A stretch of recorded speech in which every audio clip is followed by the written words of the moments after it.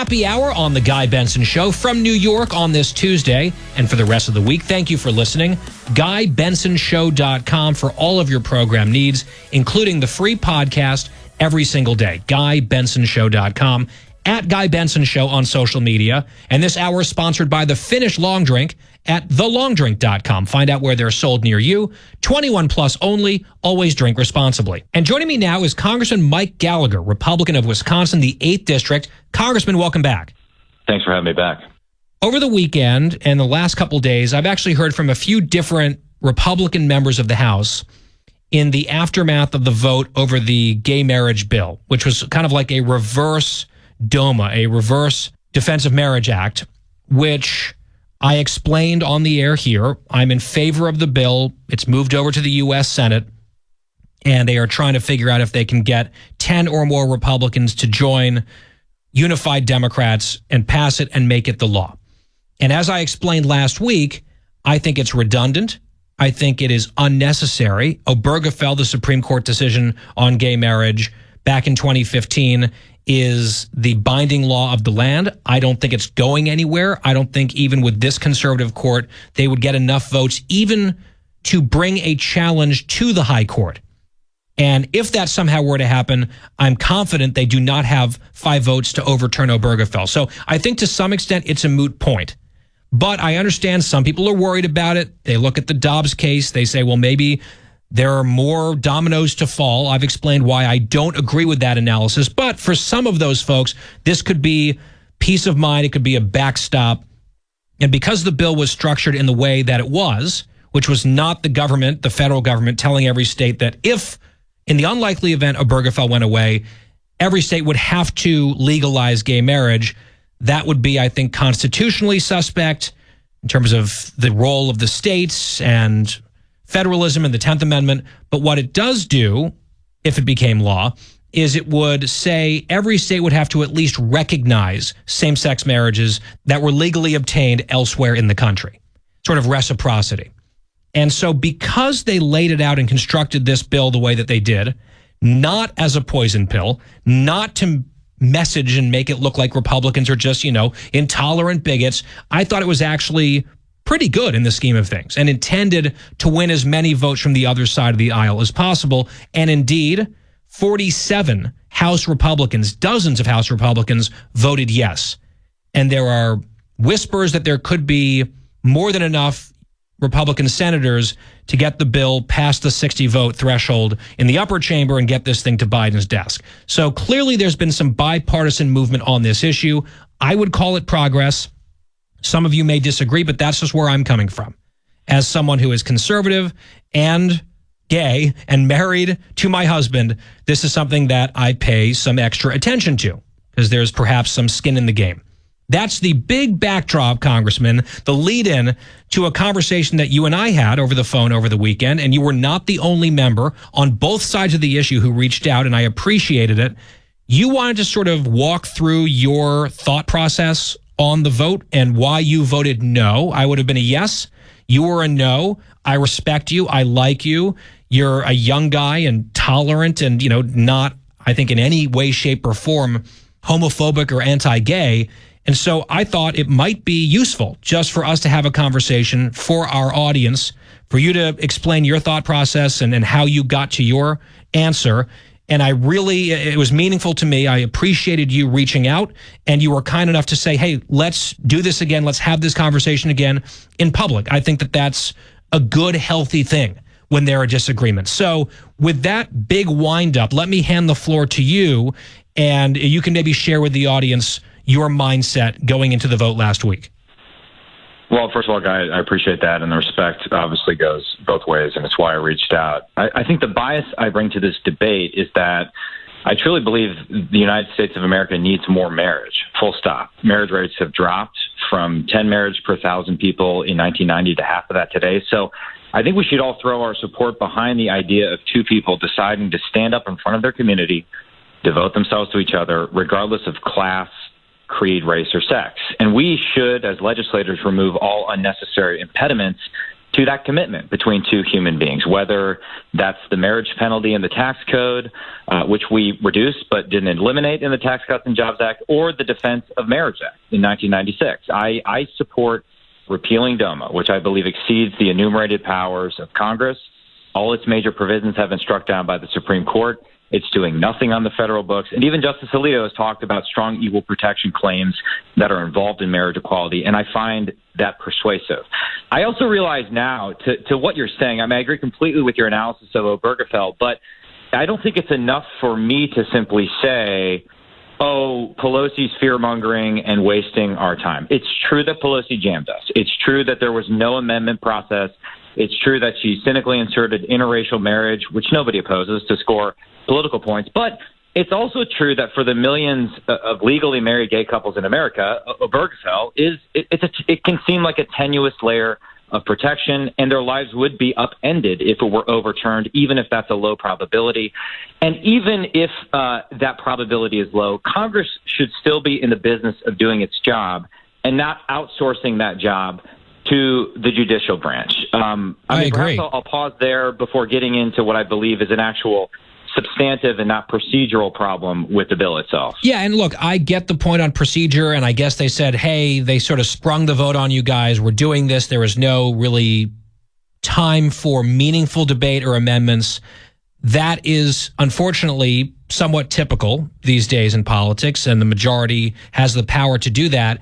And look, I think it's fine to make the point that procedurally it wasn't great, and perhaps there were a few things thrown in there for messaging, but it could have been so much worse. Like, overall, I think on substance, it's actually a pretty good piece of legislation that, unlike the Roe versus Wade so-called codification bill that they put together over on the other side, which is a grotesque, radical monstrosity that even pro-choice Republicans couldn't stomach, that was not the case here. What they could have done is just had a totally partisan bill packed with poison pills that even gay marriage supporters on the right would say, nope, that goes too far. It's an attack on religious liberty, all this other stuff. And then had a party line vote and then pointed over at the Republicans saying, see, look at all of these bigots. It's 2022 and they still won't support whatever. And that would have gotten a lot of viral attention and probably achieved nothing. But they didn't do that in this case. And I do want to give them and the Republicans who were involved in the process some credit for putting together, I think, legislation that was pretty sensible, that was at least written up in a way that would conceivably attract a maximum number of Republicans to come on board and vote yes. And it seemed to have worked, actually. Close to 50 in the House, as I mentioned, maybe 10 plus in the Senate on the GOP side. But there was that breakdown where about a fourth of Republicans in the House voted yes. The majority voted no. You were within that group of no.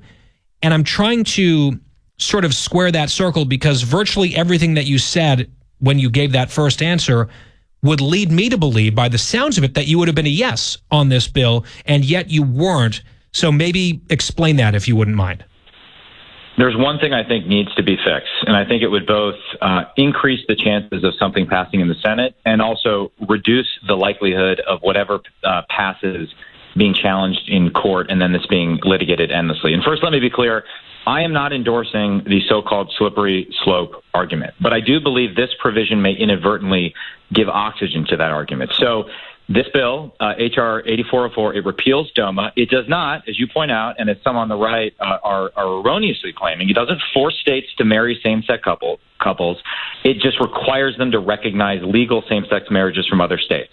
For example, if a gay couple lived in a state where gay marriage was permitted, then moved to a state where it was not, that state would have to recognize the marriage for tax and benefit purposes. Right. It's very similar in concept to the idea of concealed carry reciprocity, yes, which most conservatives support. But the reciprocity provisions are contradictory. So when it speaks about reciprocity between the states and invokes the full faith and credit clause of the Constitution, it explicitly says pertaining to a marriage between two individuals.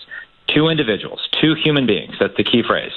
When speaking about reciprocity between states and the federal government, however, the resolution omits the qualifier between two individuals and instead says that an individual's marriage should be considered valid simply if it's valid in the state the marriage was entered into. So the second provision would force the federal government to recognize a marriage beyond two people if just one state permitted it. I concede no state permits it now. You may view that as a low probability outcome, but in my mind, it's higher than the probability Obergefell gets overturned. Yeah. Regardless, the resolution should be internally consistent. We don't want to force the federal government to recognize polyamorous marriages that other states would be under no obligation to recognize. And again, we don't want to go down the path of then litigating this and, ironically, increasing the likelihood that the Supreme Court revisits the issue. So all I'm asking for is the Senate to make a simple three-word fix, make the bill internally consistent. Should that happen, I would vote for it if it came back to the House. And I think others in the Senate and the House would as well, and that would send an even more powerful message for the proponents of marriage equality. Yeah, and look, I would say there are some folks who have argued if you let gay people get married, there'll be this huge parade of horribles that will come next. And I think some conservatives might say some of that stuff has actually happened, right? It's not just, purely crazy, conspiratorial fever swamp stuff. There has been a pretty dramatic and fast shift away from just, hey, our love, our marriage doesn't affect you, to, you must bake the cake, and going after religious business owners and a lot of the trans stuff, and then indoctrination in schools for young kids. That's not the figment of people's imagination.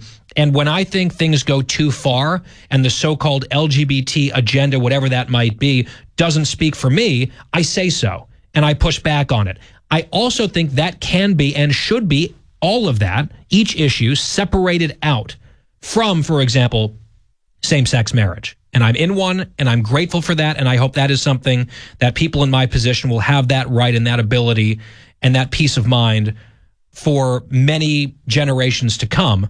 And so I get some of the concerns. Well, if you give them this, then they're going to want that. That might be true for some activists. It is not true for all of us. I think lumping LGBT people all into one group that think the same way on everything is unfair. That's not true. And as I said, when there are excesses that I think need to be opposed, I'll stand up and do it.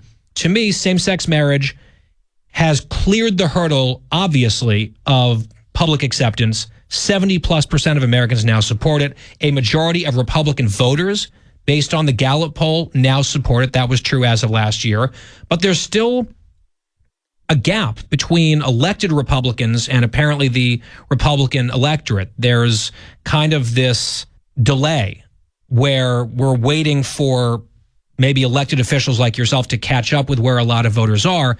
I think your point is well taken, that one little three-word phrase that was in one part of the bill and then not echoed in another relevant part of the bill that maybe conceivably could open the door for some sort of polyamorous whatever.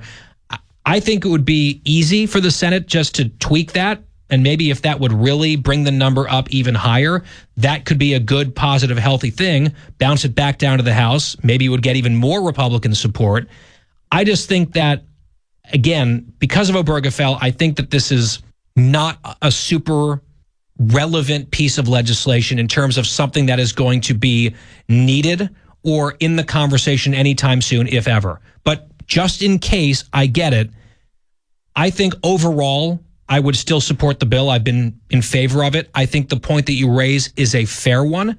And I just want to end with this, Congressman, just to put a finer point on it. If that small tweak, that small fix to make the bill consistent internally were to be made in the Senate, you would be a yes on it? Do you think other members would come along who were previously no's? Yes and yes. In part as well, because we will then have had time to actually understand the constitutional and legal issues involved. I know this is a 4-page bill. You can't claim you didn't have time to read it, but you're dealing with very complex issues. The full faith and credit clause of the Constitution. I mean, people have spent their whole careers legally analyzing that. And so it's important we get it right. And this isn't like the last train leaving the station. It can be done in a matter of hours in the House.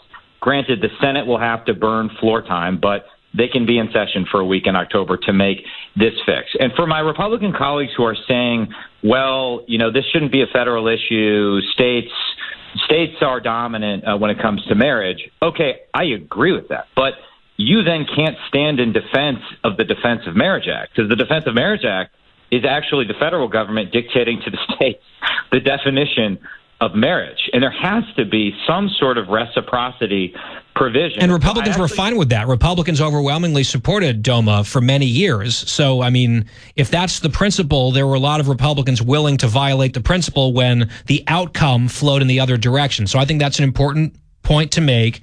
I have one last curiosity on this front for Congressman Mike Gallagher. We will get to that as soon as we come back. It's The Guy Benson Show. The Guy Benson Show.